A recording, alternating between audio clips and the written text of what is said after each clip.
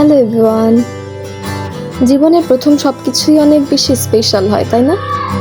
ঠিক তেমনই আমার এই বক্সটা হলো আমার প্রথম পোস্টার কালারের বক্স।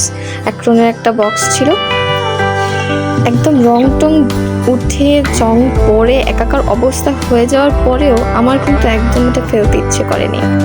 তাই ভেবেছি এটাকে আজকে একটা নতুন রূপ দিই, নতুন করে সাজাই। প্রথমে এই বক্সটা ভালো করে পরিষ্কার করে নিয়ে আমি একটা স্পঞ্জের সাহায্যে পুরো বক্সটাতে একটা কালো কোট দিয়ে নিয়েছি।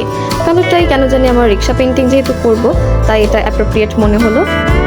তারপর প্রথম কোটটা শুকিয়ে যাওয়ার পর যদি মনে হয় যে আরেকবার কোট দিয়ে নিলে ভালো হয়, তাহলে আরেকবার আমরা কোট দিয়ে নিতে পারি।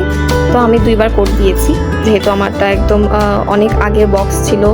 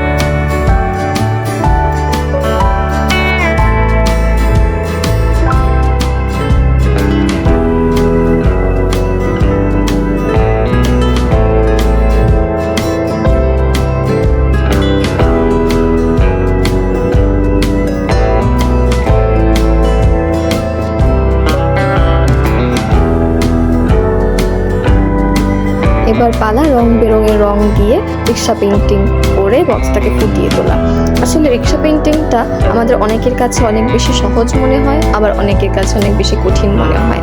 আদতে আমি সহজ বা কঠিন কোনোটাই বলবো না, কারণ রিক্সা পেন্টিংটা পুরোটাই নির্ভর করে তোমার স্ট্রোকটা কেমন হচ্ছে, তুমি কীরকমভাবে স্ট্রোকটা দিচ্ছ এবং কতটা ভাইব্রেন্ট কালার ইউজ করছো তার উপর।